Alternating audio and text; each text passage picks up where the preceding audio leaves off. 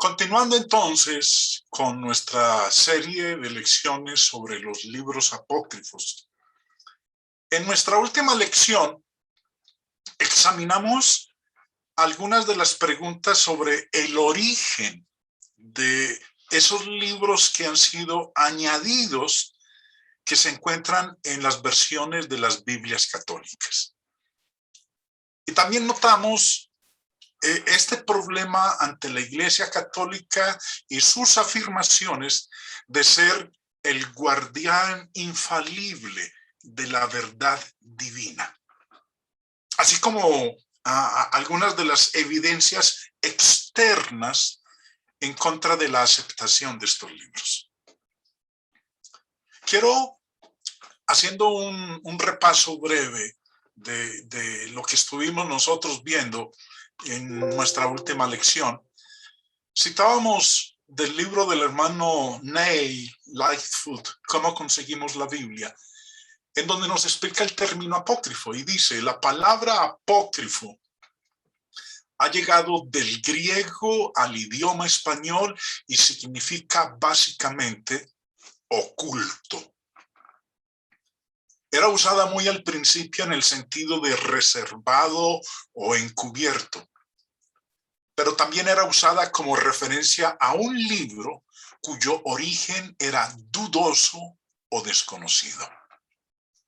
Por eso, antes de continuar con la lectura, permítanme decirles que es probable que cuando ustedes estén leyendo artículos sobre los libros apócrifos, encuentren como definición de apócrifo de dudosa procedencia. Por eso, como dice aquí el hermano Neil, la palabra también era usada con referencia a un libro cuyo origen era dudoso o desconocido. Con el tiempo, la palabra tomó el significado de no canónico. Y de esta manera, los libros no canónicos han sido conocidos como libros apócrifos.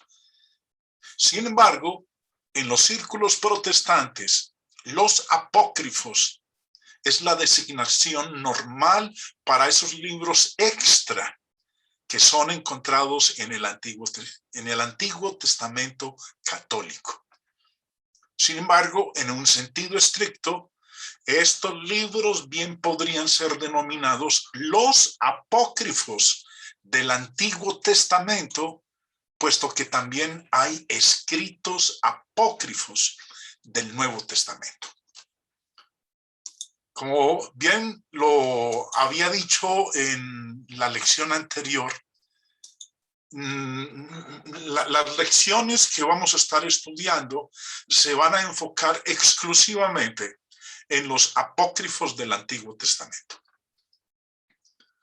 Continuando con lo que habíamos aprendido en nuestra última lección, algo que recordarán ustedes es que esos apócrifos del Antiguo Testamento incluyen 14 libros escritos en su mayoría en el periodo del año 200 antes de Cristo hasta el 200 después de Cristo. Son 14 o 15, dependiendo, como vamos a volver a recordar, la lista que habíamos nosotros observado en la lección previa. Son entre ellos el primer libro de Esdras, también conocido como tercero de Esdras. El segundo libro de Esdras, también conocido como cuarto de Esdras. Tobías, Judith, las adiciones al libro de Esther, el libro de la sabiduría, Eclesiástico, o la sabiduría de Jesús, el hijo de Sirac, Baruch, Paralipómenos de Jeremías, la oración de Azarías y el cántico de los tres jóvenes, Susana, Bel y el dragón, la oración de Manasés, el primer libro de Macabeos y el segundo libro de Macabeos. De estos 15, que acabo de presentar la lista, 3 de ellos, primero de Esdras, segundo de Esdras, la oración de Manasés, no son considerados canónicos por la Iglesia Católica Romana. Los otros sí. Ahora, recordemos que la Iglesia Católica afirma que ella es la directamente responsable de la Biblia tal cual como la tenemos hoy en día. Y afirma ser la guardiana infalible de la verdad divina. Esa es la evidencia externa que nosotros tenemos. Pero aprendimos también que durante los primeros 1500 años, la Iglesia Católica Romana nunca aceptó esos libros como inspirados por Dios. En el libro La Revelación y la Biblia, que ustedes observan ahí en la parte derecha de su pantalla, nos dice Carl Henry en la página 171, los libros católicos adicionales nunca fueron aceptados como divinos por la Iglesia Católica hasta el año 1546 después de Cristo. Ella, que se considera la guardiana infalible de la verdad divina, durante 1500 años no aceptó esos libros como inspirados por Dios, pero luego en el Concilio de Trento del año 1546 los aceptaron como inspirados por Dios. En una de sus citas dice: la Iglesia, ejerciendo la autoridad que le otorgó Cristo, cumpliendo con su deber de custodio y defensor de la palabra escrita, separó lo verdadero de lo falso, lo divino de lo humano, y dio a los hombres el Nuevo Testamento como lo es hoy. Y esto en el año 397 después de Cristo.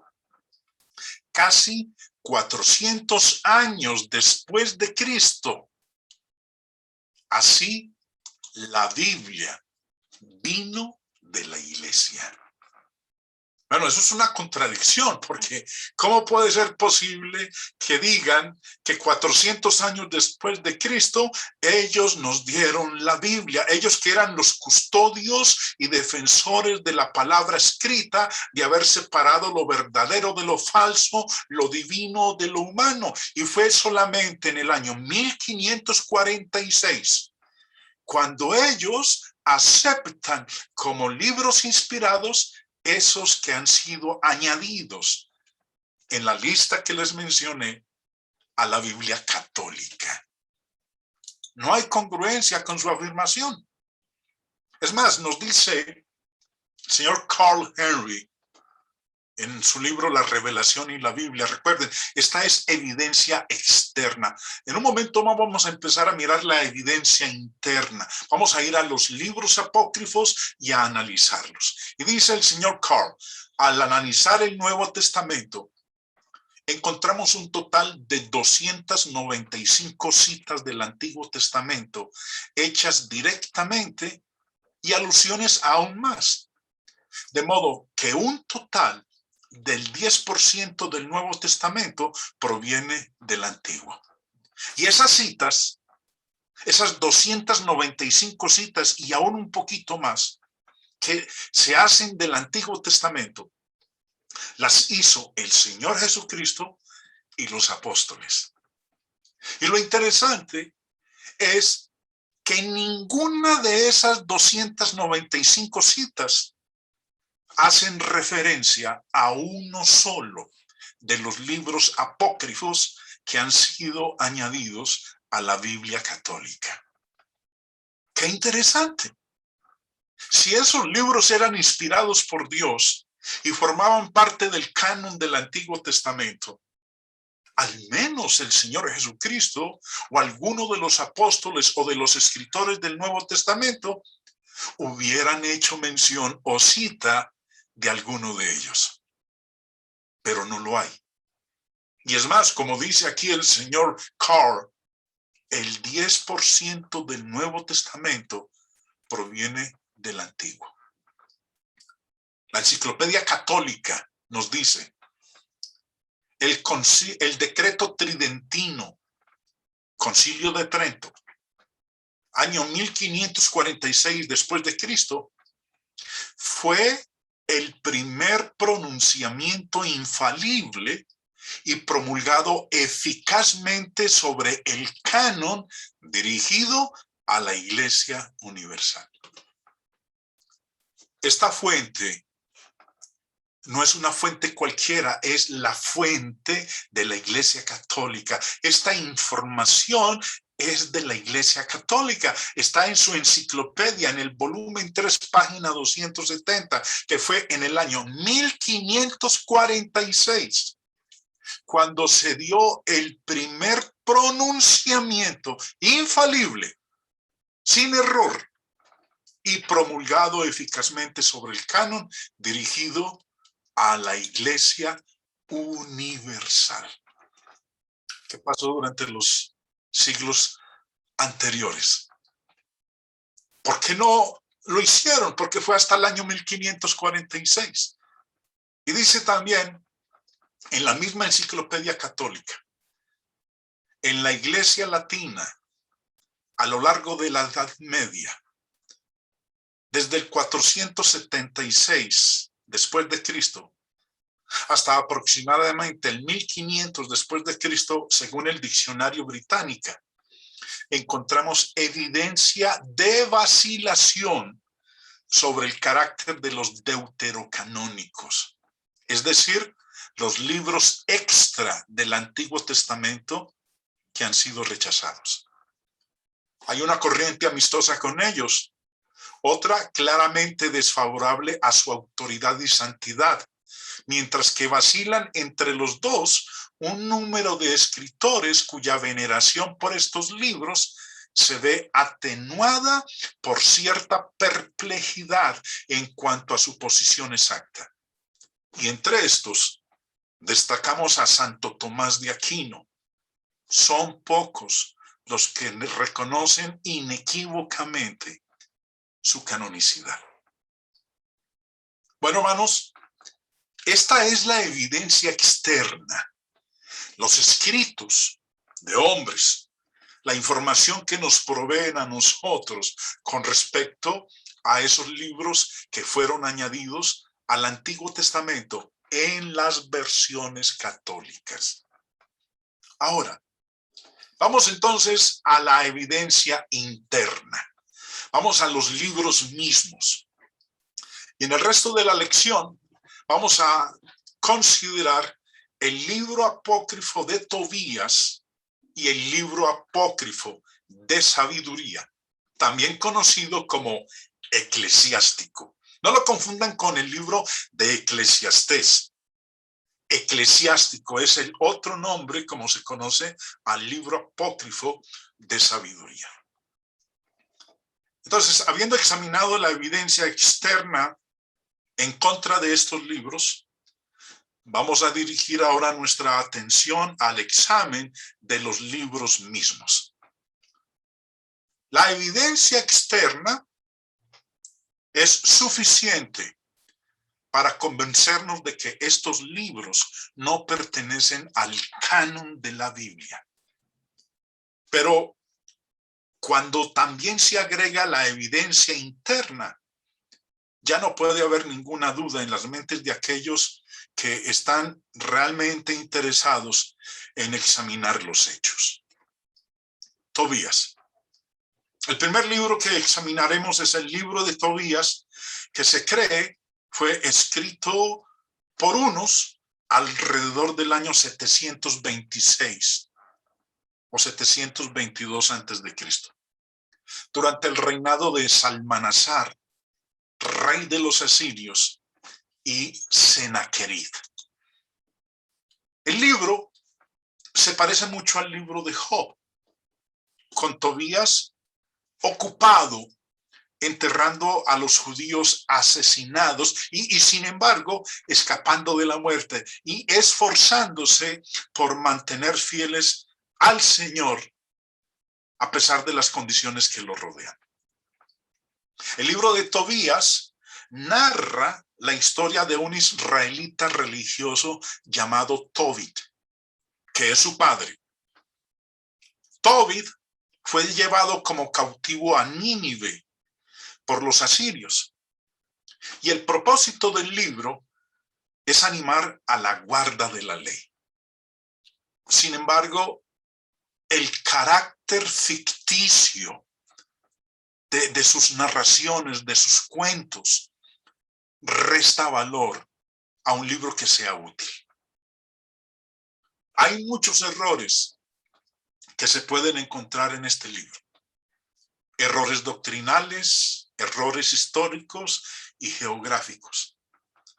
Y también en el libro de Tobías se establece la doctrina de la salvación por obras. Como vamos a mirarlo en esta porción del libro. Tobías capítulo 4, empezando en el verso 8, dice: regula tu limosna según la abundancia de tus bienes. Si tienes poco, da conforme a ese poco. Pero nunca temas dar limosna, porque si atesoras una buena reserva para el día de la necesidad, porque así te atesoras una buena reserva para el día de la necesidad. Porque la limosna libra de la muerte e impide caer en las tinieblas. Don valioso es la limosna para cuantos la practican en presencia del Altísimo. Aquí tenemos la enseñanza en el libro de Tobías que establece que si uno da suficientes limosnas, está seguro no solo de la remisión de los pecados, sino que también tiene la seguridad de no ir al infierno. Versículo 11, porque la limosna libra de la muerte e impide caer en las tinieblas. Ahora, esto se repite de nuevo para nosotros en el capítulo 12, para que nadie pueda malinterpretar el énfasis que estoy colocando en la enseñanza en el libro de Tobías sobre las limosnas. Dice en el versículo 8, capítulo 12, verso 8, buena es la oración con ayuno, y mejor es la limosna con justicia que la riqueza con iniquidad. Mejor es hacer limosna que atesorar oro. Y preste atención a lo que dice a continuación en el verso 9.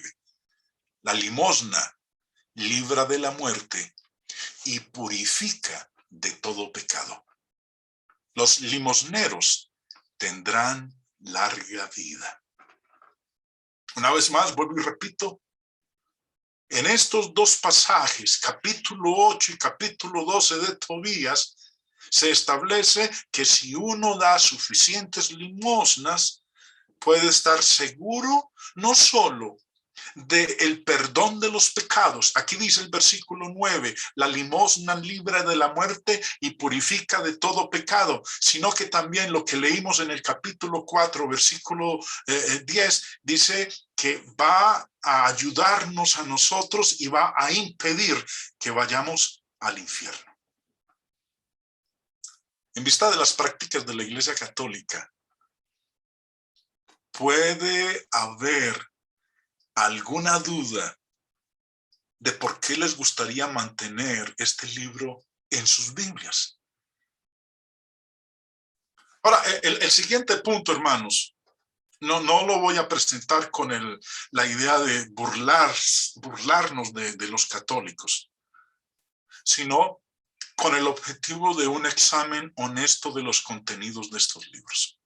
Y como dije hace un momento, esta es la evidencia interna, lo que dicen los libros. La externa ya la estudiamos en la lección previa, lo que escriben otros con respecto a esos libros apócrifos.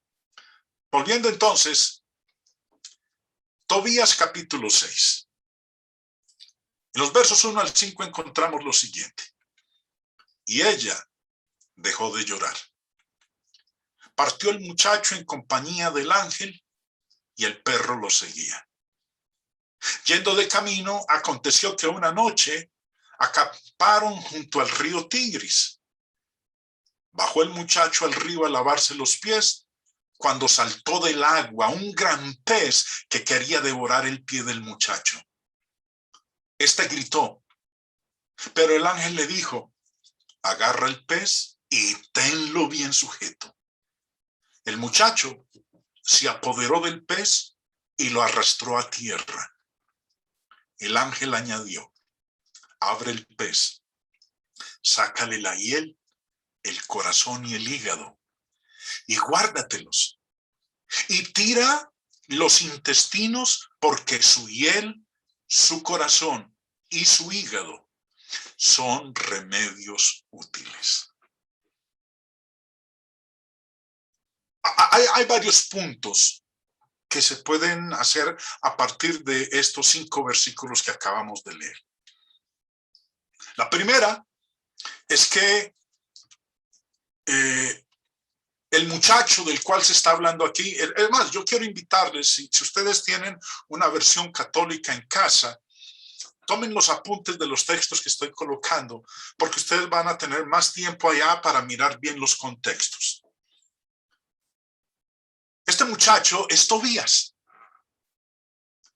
Y dice que él gritó y que se le apareció un ángel. Es más, este ángel, como vamos a leer dentro de un momento, es el arcángel Rafael. La Iglesia Católica tiene varios arcángeles. La Biblia nos habla de uno solo, Gabriel. ¿Sí? El arcángel Gabriel es el único arcángel que tenemos nosotros en la Biblia. Pero la Iglesia Católica tiene varios arcángeles, entre ellos uno que se llama Rafael. Este ángel que se le aparece y que habla con Tobías es Rafael, del cual en la Biblia no tenemos mención por ningún lado. Y también quiero llamarles la atención porque se habla de un gran pez. Devolviéndonos al verso anterior, dice en el versículo 3, bajó el muchacho al río a lavarse los pies cuando saltó del agua un gran pez que quería devorar el pie del muchacho. Y este gritó, pero el ángel le dijo, agarra el pez y tenlo bien sujeto. El muchacho se apoderó del pez y lo arrastró a tierra. Dentro de un ratito, a medida que avancemos en la lectura, vamos a aprender algo muy interesante en lo que el ángel le dijo después. Abre el pez, sácale la hiel, el corazón y el hígado y guárdatelos. Y tira los intestinos, porque su hiel, su corazón y su hígado son remedios útiles. Bueno, parece que aquí este muchacho hubo un combate entre él y este pez. Pero notemos la facilidad con lo que lo tomó y lo sacó del agua. Bueno, lo interesante es que a continuación, aquí en el contexto del capítulo 6 de Tobías, ¿por qué el ángel, que en este caso es el arcángel Rafael, le dijo que sacara la hiel, el corazón y el hígado? Porque le dice que son remedios útiles. Nos dice, continuando en el versículo 8, versículo 7 al 9 dice, preguntó entonces el muchacho al ángel, hermano Azarías.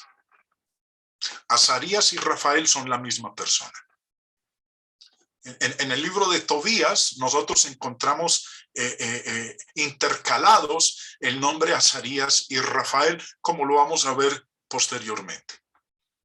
Entonces preguntó entonces el muchacho al ángel, hermano Azarías, ¿qué remedios hay en el corazón, el hígado y la hiel del pez? Le respondió, si se quema el corazón o el hígado del pez ante un hombre o una mujer atormentados por un demonio o un espíritu malo, el humo ahuyenta todo mal y le hace desaparecer para siempre. En cuanto a la hiel, untando con ella los ojos de un hombre atacado por manchas blancas y soplando sobre las manchas, queda curado.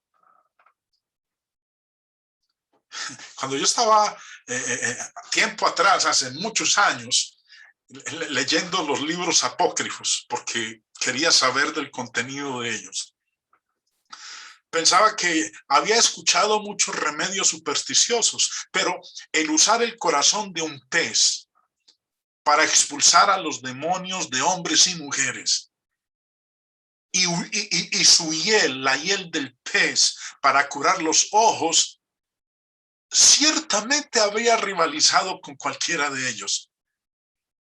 Lástima que en el primer siglo la gente no se diera cuenta de este maravilloso remedio en tiempos de Cristo.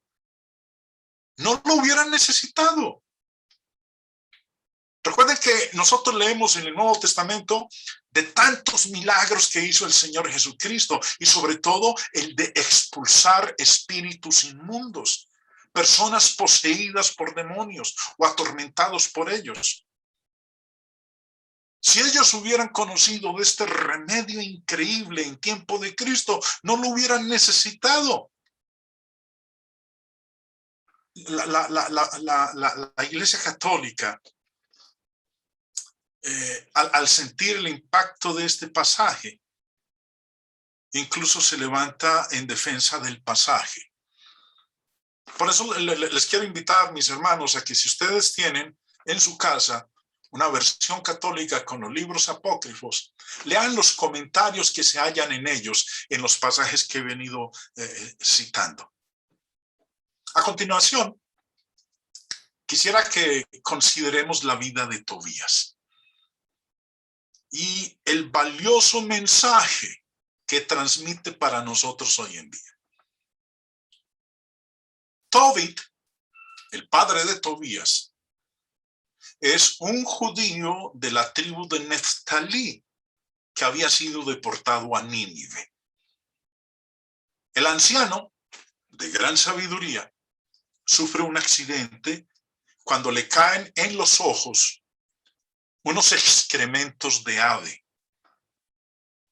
Los remedios de los diferentes médicos no hacen más que agravar su enfermedad hasta que acaba por perder totalmente la vista. Nos dice en el capítulo 2, empezando en el verso 10. Ignoraba que arriba en el muro hubiera gorriones. Está aquí hablando Tobit, el padre de Tobías. Ignoraba yo que arriba en el muro hubiera gorriones. Me cayó excremento caliente sobre los ojos y me salieron manchas blancas. Fui a los médicos para que me curasen, pero cuantos más remedios me aplicaban, menos veía a causa de las manchas, hasta que me quedé completamente ciego. 4 años estuve sin ver. Todos mis hermanos estaban afligidos. Ahicar, por su parte, proveyó a mi sustento durante 2 años, hasta que se trasladó a Elimaida. En aquellas circunstancias, mi mujer Ana tuvo que trabajar a sueldo en labores femeninas. Hilaba lana y hacía tejidos, que entregaba a sus señores, cobrando un sueldo. El 7 del mes de Distros acabó un tejido y se lo entregó a los dueños, que le dieron todo su jornal y le añadieron un cabrito para una comida. Cuando entró ella en casa, el cabrito empezó a balar. Yo, entonces, llamé a mi mujer y le dije: ¿de dónde ha salido ese cabrito? ¿Ha sido robado? Devuélvelo a sus dueños, porque no podemos comer nada robado. Ella me dijo: es un regalo que me han añadido a mi sueldo. Pero yo no la creí. Ordené que lo devolviera a los dueños y me irrité contra ella por este asunto. Entonces ella me replicó: ¿dónde están tus limosnas y tus buenas obras? Ahora se ve todo bien claro.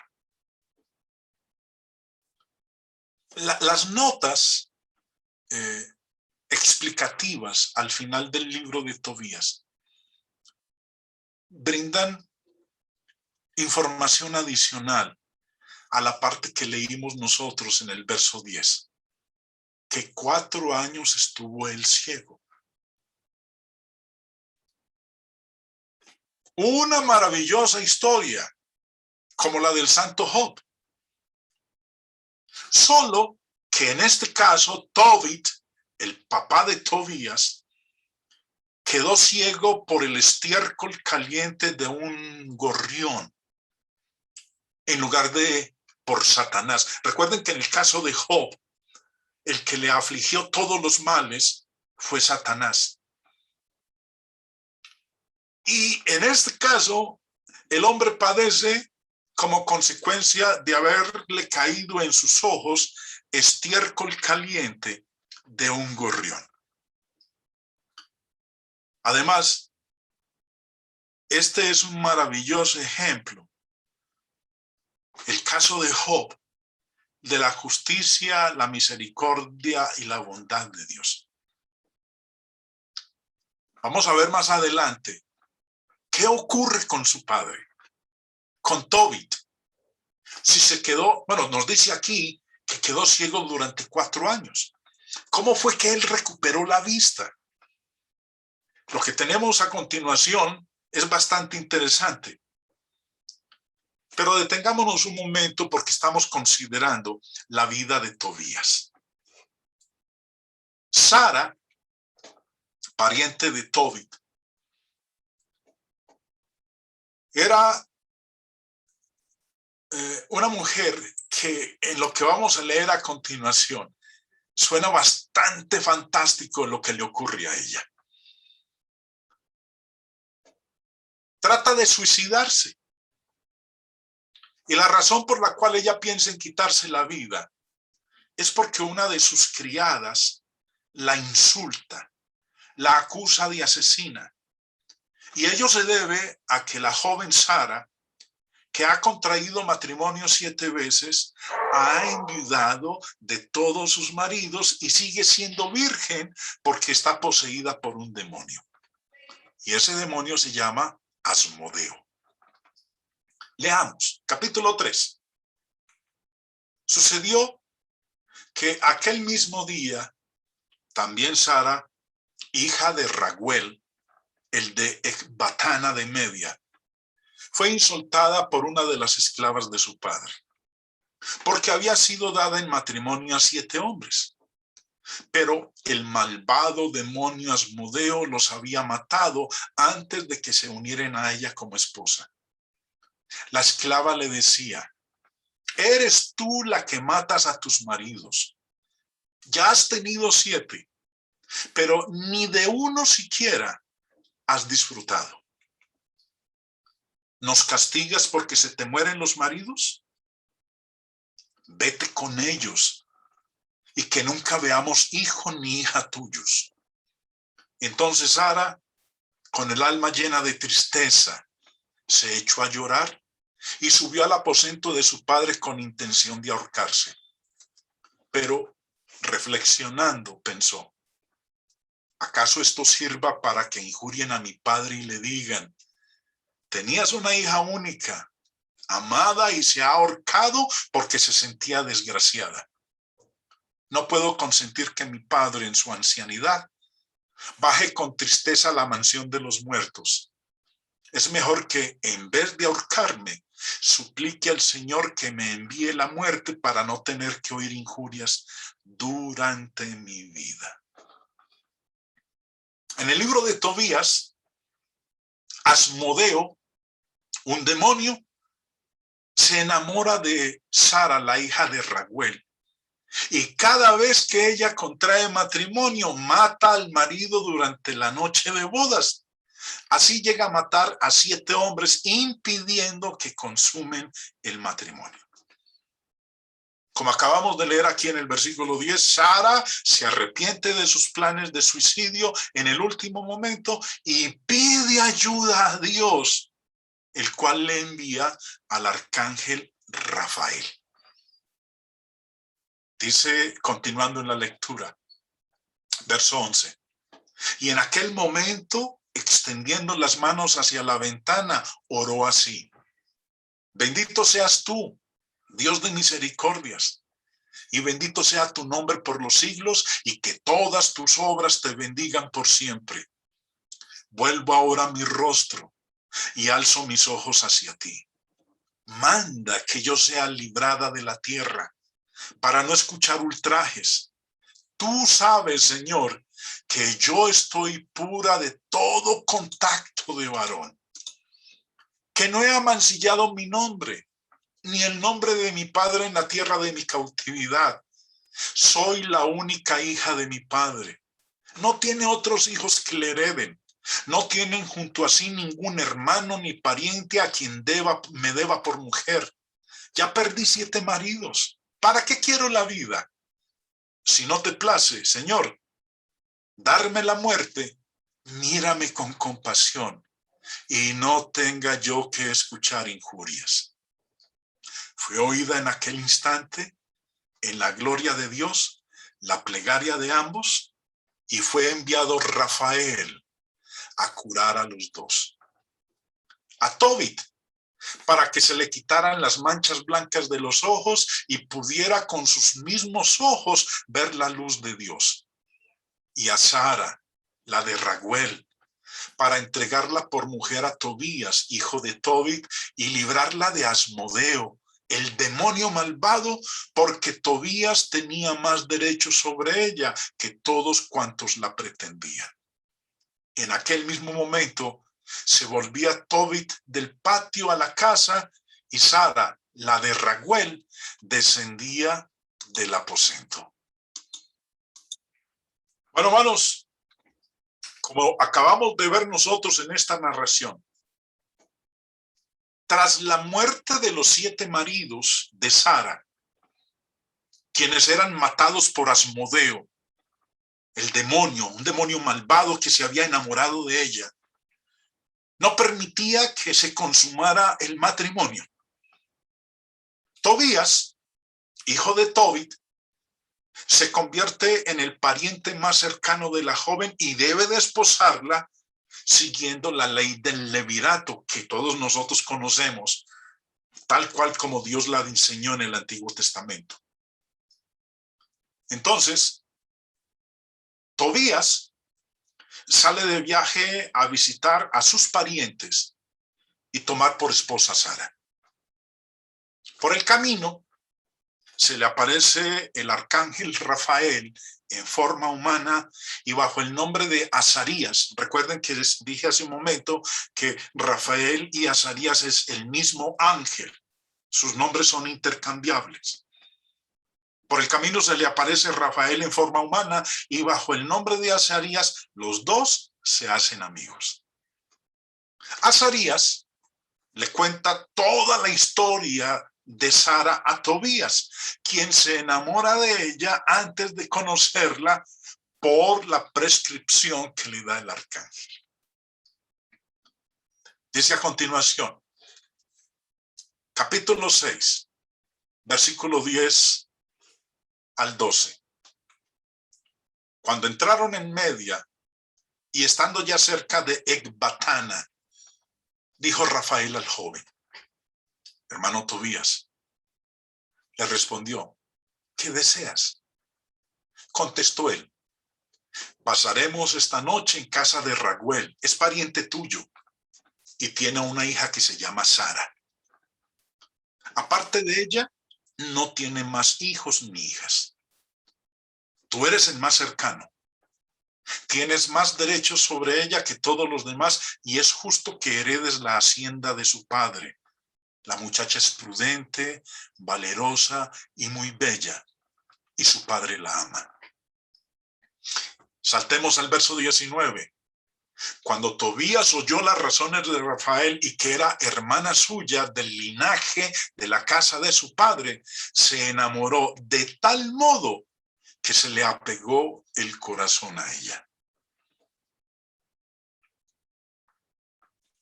Continuando, Rafael, el arcángel, le da un remedio a Tobías para salvar a Sara y para curar a su padre que está ciego. Tobías debe pescar un pez y quemar el corazón y el hígado delante de Sara, y el humo espantará a Asmodeo el demonio que está enamorado de ella y que mata a todos aquellos con quienes se casa el mismo día de la boda, impidiendo que se consume el matrimonio. Dice a partir del verso 14, Tobías respondió a Rafael: hermano Azarías, mire que aquí encontramos intercambiados los nombres, Rafael y Azarías. He oído decir que ya ha sido dada a 7 maridos y que todos han muerto la noche de bodas, que cuando entraban donde ella morían. También he oído decir que un demonio los mataba. Así que tengo miedo, pues a ella no le hace ningún daño porque la ama, pero el que intenta acercarse a ella lo mata. Yo soy hijo único y si muero, haré bajar en tristeza al sepulcro por mi causa la vida de mi padre y de mi madre. Ellos no tienen otro hijo que les dé sepultura. Respondió el ángel: ¿has olvidado las recomendaciones de tu padre, que te mandó tomar mujer de la casa de tu padre? Escúchame bien, hermano. No tengas miedo a ese demonio y tómala. Sé bien que esta noche te la darán por mujer. Cuando entres en la cámara nupcial, tomas el corazón del pez y parte del hígado y lo pones sobre las brasas de los perfumes. Se difundirá el aroma y cuando el demonio lo huela, huirá y nunca aparecerá ya a su lado. Y cuando vayas a unirte a ella, levantaos primero los dos y haced oración y suplicad al Señor del cielo que se apiade de vosotros y os salve. Y no tengas miedo, porque para ti está destinada desde el principio. Tú la salvarás, ella se vendrá contigo y te aseguro que te dará hijos que serán para ti como hermanos. No te preocupes. Bueno, a continuación, Tobías sigue el consejo de Azarías, que es el arcángel Rafael. Ya en casa de sus parientes, donde está Sara, Tobías desposa a Sara ante las tristezas de sus padres, porque sus padres creen que el joven Tobías morirá igual que los otros maridos en la noche de bodas cuando Asmodeo vaya a atacar a Tobías. Tobías sigue el consejo de Azarías y logra ahuyentar al demonio. A la mañana siguiente, los padres de ella, de Sara, se alegran de verle con vida y les dejan marchar a ellos y a Azarías. Nos dice el capítulo 8 en los primeros 3 versos. Cuando acabaron de comer y beber, decidieron acostarse y llevaron al joven al aposento. Recordó Tobías las palabras de Rafael y tomando el hígado y el corazón del pez de la bolsa donde los tenía, los puso sobre las brasas de los perfumes. El olor del pez expulsó al demonio, que escapó por los aires hacia la región de Egipto. Fue Rafael a su alcance, lo ató de pies y manos y en un instante lo encadenó. Qué interesante la historia. Fantástica. Es lo que estamos leyendo nosotros en este libro apócrifo. Vemos entonces una de las razones por las cuales no es aceptado como libro canónico. Los únicos que lo reconocen como libro canónico es la Iglesia Católica Romana, que lo tiene dentro de su canon en la Biblia católica. Ahora, ya Tobías, de vuelta en casa de sus padres, logra curar la ceguera de su padre untándole sobre los ojos la hiel del pez. Recordemos que su padre ha perdido la visión porque cayó en sus ojos estiércol caliente de gorriones. Cuando se efectúa el milagro, Azarías desvela su verdadera identidad ante todos que dan gloria a Dios. Dice en el capítulo 11, versículo 5 en adelante. Estaba Ana sentada con la mirada fija en el camino de su hijo. Tuvo la corazonada de que él venía y dijo al padre: mira, ya viene tu hijo. Y el hombre que lo acompañaba. Rafael iba diciendo a Tobías mientras se acercaban al padre: tengo por seguro que se abrirán los ojos de tu padre. Úntale los ojos con la hiel del pez, y el remedio hará que las manchas blancas se contraigan y se le caerán como escamas de los ojos, y así tu padre podrá mirar y ver la luz. Corrió Ana y se echó al cuello de su hijo diciendo: ya te he visto, hijo, ya puedo morir, y rompió a llorar. Tobit se levantó y salió a trompicones a la puerta del patio. Corrió hacia él Tobías, llevando en la mano la hiel del pez, le sopló en sus ojos y abrazándole estrechamente le dijo: ten confianza, padre. Le aplicó el remedio y esperó. Y luego le quitó con ambas manos las escamas de la comisura de los ojos. Entonces él se arrojó a su cuello, lloró y le dijo: ahora te veo, hijo, luz de mis ojos. Muchos autores católicos creen que la mayoría de lo que hemos leído aquí es cierto. Incluso muchos de ellos creen que son eventos históricos. Pero aquí tenemos nosotros un libro que contiene errores y falsedades que ni siquiera saben si es un hecho o una ficción. Y sin embargo lo están transmitiendo como inspirado por Dios. Lo que acabamos de leer no solo está fuera de armonía con el resto de la palabra de Dios, sino que es completamente contrario a todas las enseñanzas bíblicas sobre la inspiración. No vemos al Señor Jesucristo, no vemos a los judíos del primer siglo haciendo uso de este proceder, de esta conducta para expulsar demonios o para curar la ceguera de una persona. Los invito, en su tiempo que tengan ustedes disponible, a que lean el libro de Tobías. Hay cosas increíbles, fantásticas. Unos cuentos que uno se pregunta, ¿cómo puede alguien creer ese tipo de descripciones que se dan ahí?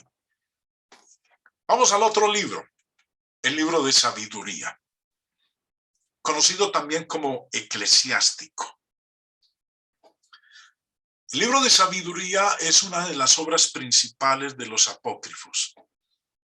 Fue escrito por un judío palestino alrededor del año 200 antes de Cristo, en un estilo similar a los dichos sabios del libro de Proverbios. Yo creo que algunos de ustedes en sus versiones que tengan los apócrifos van a ver, usted puede comparar sabiduría o eclesiástico con el libro de Proverbios. Hay una gran coincidencia en los dichos sabios que aparecen en ellos. Ahora, miremos esta tabla. El libro eclesiástico significa el libro de la asamblea, también conocido como el libro de la sabiduría de Jesús, hijo de Sira o Sirácida. El autor, Ben Sirac. Año de redacción, el 180 antes de Cristo. Lenguaje original, hebreo. Destinatario, el pueblo de Israel. Canon alejandrino. ¿Por qué se le dice canon alejandrino? Porque se cree que fue escrito en Alejandría, ciudad de Egipto. Ahora, ¿cuál es el contenido del libro? Dice, compendio del patrimonio religioso y cultural del judaísmo. Dicta prevenciones y recomendaciones sobre la manera de comportarse para alcanzar la sabiduría. Es un llamado de atención frente a la influencia de la cultura griega. Objetivo: enseñar las reglas para hallar la felicidad en la vida de amistad con Dios. De ahí que se le ha llamado Tratado de Ética a lo Divino. De este libro, hermanos, voy a considerar solamente una porción que se halla en el capítulo 11. Y este pasaje contiene todo lo que necesitamos para nuestro estudio y las consecuencias que conlleva lo que en él dice. Empezando en el verso 17 dice: pues bien podía tu mano omnipotente, que había creado el mundo de materia informe, enviar contra ellos manadas de osos o leones intrépidos, o fieras enfurecidas, desconocidas y recién creadas, que lanzasen resoplidos de fuego, despidiesen humaredas apestosas o echasen chispas terribles por los ojos, capaces no ya de aniquilarlos con sus ataques, sino de exterminarlos con su aspecto terrorífico. Esto que acabo yo de leer, hermanos, se parece mucho a la lectura de los esfuerzos de algunos escritores de ciencia ficción para producir un monstruo de algún tipo. Porque habla aquí de manadas de osos o leones intrépidos o fieras enfurecidas, desconocidas y recién creadas, que lanzasen resoplidos de fuego, despidiesen humaredas apestosas o echasen chispas terribles por los ojos. Esta corta narración ignora por completo la manera como Dios trata habitualmente con la humanidad. Y lo que estamos leyendo aquí es que en la narración se desea crear algún tipo de dragón con alientos y ojos de fuego de fábulas de niños. Pero quiero que notemos algo más acerca de esta afirmación que está en el versículo 17. Dice que Dios había creado el mundo de materia informe. O sea, pues sin forma. Que cuando Dios creó al mundo, lo creó sin forma, de materia informe. ¿Le suena algo familiar? Recuerden lo que nos enseña la teoría de la evolución. En contraste, el Espíritu Santo, a través del escritor de Hebreos, no nos dice que Dios creó el mundo de materia informe. En Hebreos 11:3 nos dice: por la fe entendemos haber sido constituido el universo por la palabra de Dios, de modo que lo que se ve fue hecho de lo que no se veía. Miren lo que dice el texto. Fue hecho de lo que no se veía. ¿Cómo empieza el libro del Génesis? Génesis empieza diciendo: en el principio creó Dios los cielos y la tierra. Ahora, ¿qué es lo que dice el libro de sabiduría? Que Dios creó el mundo de materia informe. La Biblia nos dice que Dios creó los cielos y la tierra. Dios dijo y fue hecho. Dios no creó de una materia informe. Dios no creó de una materia sin forma. Dios creó de lo que no se veía, de lo que no existía. ¿Qué es lo que nos dice en Hebreos 11:3? Lo que se ve fue hecho de lo que no se veía. ¿Cómo poder hablar de materia informe? Si, como dice aquí el escritor inspirado de la carta a los Hebreos, declara que Dios hizo de la nada. ¿Qué hizo de la nada? Los cielos y la tierra.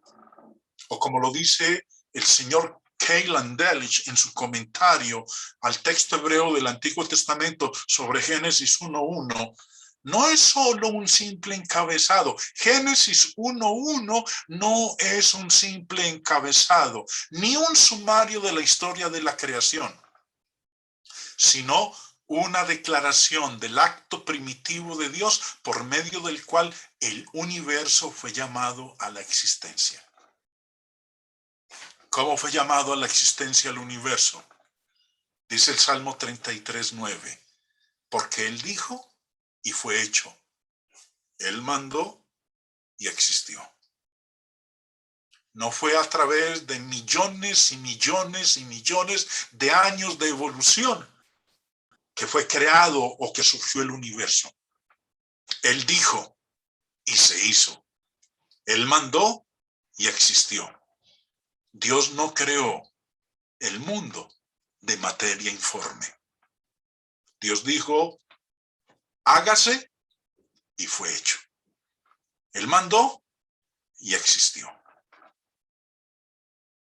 Narraciones como estas, las que hemos considerado en el libro de Tobías y en el libro de Sabiduría, nos muestra a nosotros el conflicto que tienen sus declaraciones con los otros libros de la Biblia, los libros inspirados. Dado que la verdad no está en conflicto directo con la verdad, creo que esto es suficiente para lo que hemos analizado sobre el libro de Tobías y de Sabiduría. Los invito para el día de mañana, hermanos, una lección más sobre los libros apócrifos, donde vamos a estar considerando otros de ellos, sus contenidos, y contrastándolo con lo que Dios nos ha enseñado en su palabra.